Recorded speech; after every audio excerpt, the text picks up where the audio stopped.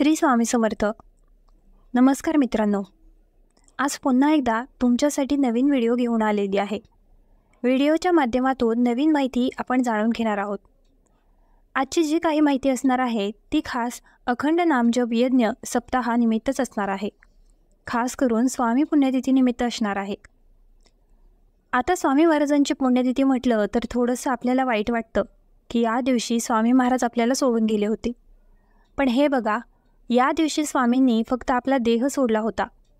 आजही स्वामी आपल्या चराचरामध्ये आहेत. प्रत्येक ठिकाणी स्वामी आहेत.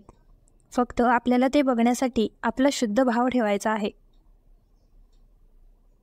आपली सेवा तेवढी मनापासून करायची आहे आणि मनापासून जर आपण स्वामींना हाक मारली तर स्वामी आजही आपल्याकडे धावून येतात. तर हा जो अनुभव आहे तो प्रत्येक स्वामी भक्ताला येत असतो. म्हणूनच स्वामी कुठेही गेलेले नाहीत. स्वामी म्हणतात, हम गया नहीं, जिंदा है. याची प्रचिती प्रत्येक स्वामी भक्त घेत असतो. आणि तुम्हालाही घ्यायचे असेल तर निश्चितपणे आजचा जो उपाय तुम्हाला सांगणार आहे तो तुम्ही करून बघा. 100% तुम्हाला स्वामींची प्रचिती आल्याशिवाय राहणार नाही. स्वामींचे कायमच वास्तव्य तुमच्या घरामध्ये राहणार आहे. तर हा छोटासा उपाय कशा पद्धतीने करायचा आहे, कधी करायचा, कोणी करायचा, हे सविस्तर त्या व्हिडिओच्या माध्यमातून आपण जाणून घेणार आहोत. त्यामुळे व्हिडिओ कुठेही मध्ये स्किप न करता व्हिडिओ शेवटपर्यंत ऐका. त्यानंतर जर तुम्हाला याबाबत काही शंका वाटली तर तुम्ही ती कमेंट करून विचारू शकता. त्याचं उत्तर देण्याचा मी पुरेपूर प्रयत्न करेल. तर चला जाणून घेऊया. तर बघा, अखंड नामजप यज्ञ सप्ताह सुरू आहे आणि आजचा दुसरा दिवस होता.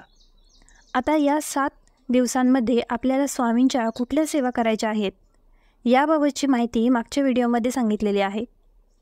या व्यतिरिक्त या सप्ताह काळामध्ये जेव्हा जेव्हा मंदिरात जाणं शक्य असेल, आरतीला हजेरी लावणे शक्य असेल, तेव्हा तेव्हा आपण त्या गोष्टी करायच्या आहेत. या व्यतिरिक्त या 7 दिवसांमध्ये आपल्याला एक वस्तू घरी घेऊन यायची आहे जी स्वामींना अतिशय प्रिय आहे.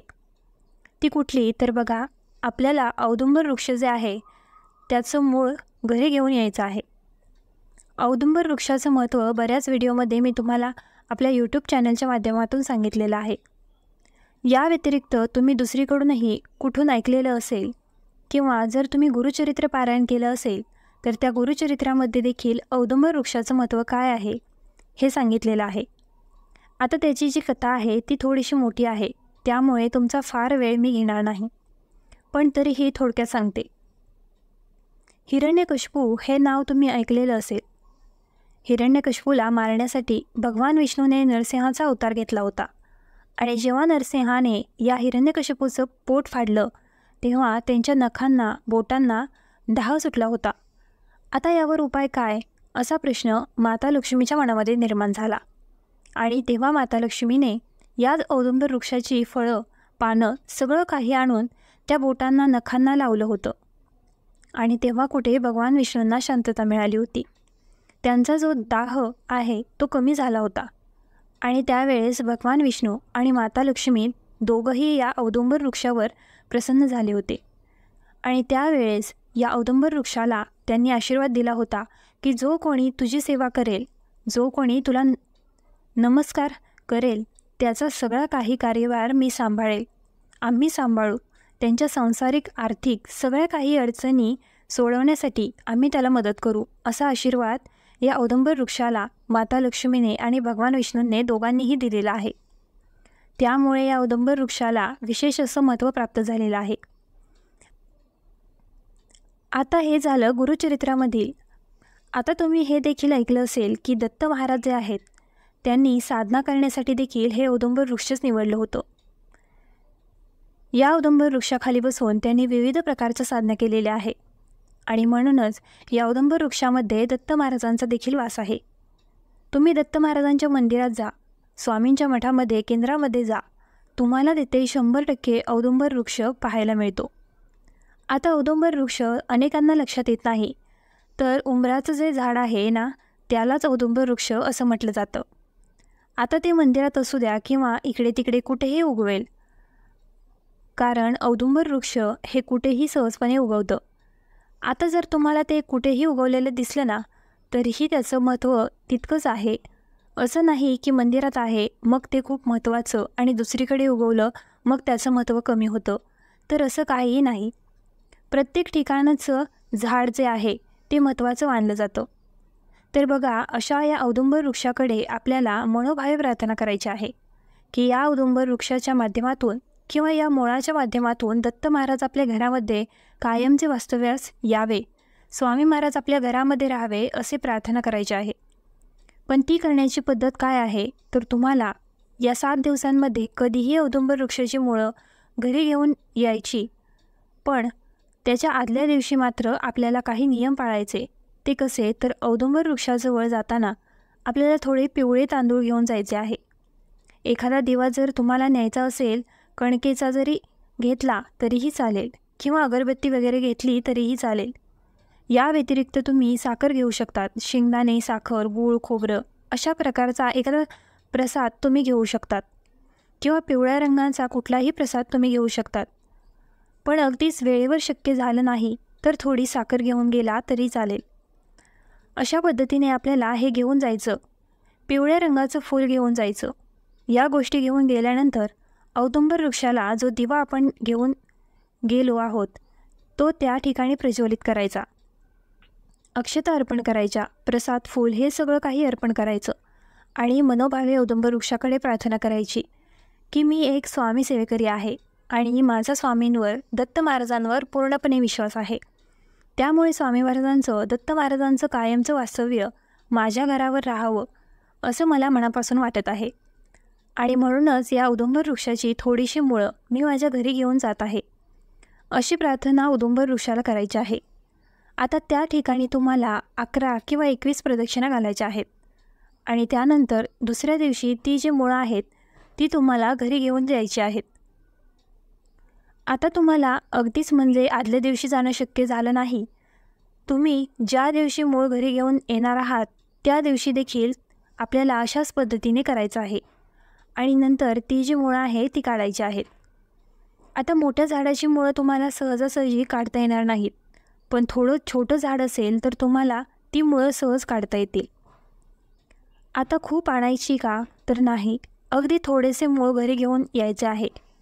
आपल्याला खूप जास्त आणायचे नाही. त्यानंतर अशा प्रकारे प्रार्थना केल्यानंतर स्वामींना विनवणी करायची की या मुळांच्या माध्यमातून तुम्ही माझ्या घरी वास्तव्य करा.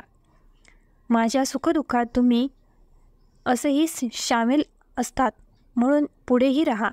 अशा पद्धतीने तुमच्या मनाप्रमाणे तुम्ही प्रार्थना करायची आणि ही जी मुळं आहेत ती घरी घेऊन जायची. घरी आणल्यानंतर ही जी मुळं आहेत त्याला अर्थातच माती वगैरे लागलेली असेल तर ती थोडीशी धुवून पुसून घ्यायची आणि एक डब्बी घ्यायची किंवा एखादा छोटा डबा असेल, स्टीलचा असू द्या किंवा चांदीची डबी असेल ती घ्या किंवा नसेल तर मग तुम्हाला पिवळ्या रंगाचा कपडा घ्यायचा आहे. त्या पिवळ्या रंगाच्या कपड्यामध्ये ही मूळ बांधून ठेवायची आहेत.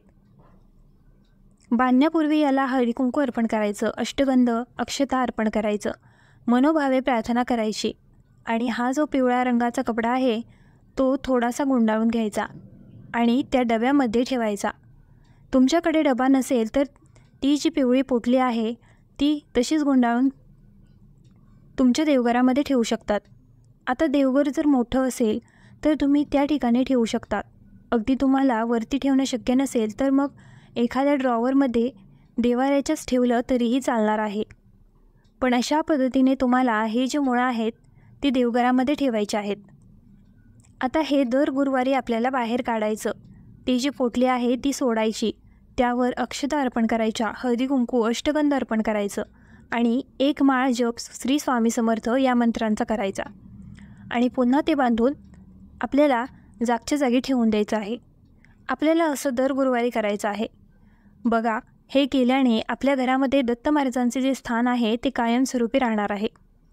दत्त महाराज म्हटलं तर त्या ठिकाणी भूतबाधा, वाईट शक्ती कधीही प्रवेश करत नाहीत. आपल्या घरामध्ये जी निगेटिव्हिटी आहे ती या एका छोट्याशा उपायाने निघून जाणार आहे आणि आपलं घर जे आहे ते सकारात्मकतेने भरणार आहे. या व्यतिरिक्त घरातलं आजारपण असेल, आर्थिक समस्या असतील, जे काही अडचणी असतील ते निघून जाण्यासाठी देखील या उपायाने मदत होणार आहे. फक्त या ठिकाणी आपले कष्ट देखील तितकेच प्रामाणिकपणे करणं गरजेचं असणार आहे, कारण कष्टाला पर्याय नाही. आपण कष्ट करतो तेव्हाच भगवंत आपल्याला पाठीशी असतो, आपल्याला मदत करत असतो, हे विसरता कामा नाही. तर स्वामी भक्त हो, या शनिवारपर्यंत म्हणजे स्वामी महाराजांच्या पुण्यतिथीपर्यंत तुम्ही कधीही हा उपाय करू शकतात. आता काहींना मासिक धर्म असेल किंवा काही कारणास्तव जर त्यांना या काळामध्ये करणं शक्य झालं नाही, तर तुम्ही कुठल्याही दिवशी हा उपाय करू शकता. फक्त शक्यतो प्रयत्न करा की हे जे 6-7 दिवस आहेत ते महत्त्वाचे मानले जातात. म्हणून या काळामध्ये तुम्ही जे आणून घ्या. तर बघा स्वामी भक्त हो, तुम्ही हा छोटासा उपाय करून बघा. त्याचा 100% तुम्हाला सकारात्मक अनुभव बघायला मिळेल. तर माहिती कशी वाटली ही कमेंट करून नक्की कळवा. याविषयी शंका वाटत असेल तर तेही विचारा. व्हिडिओ आवडला असल्यास आपल्या ग्लो मराठी चॅनलला लाईक, शेअर आणि सबस्क्राईब करायला विसरू नका.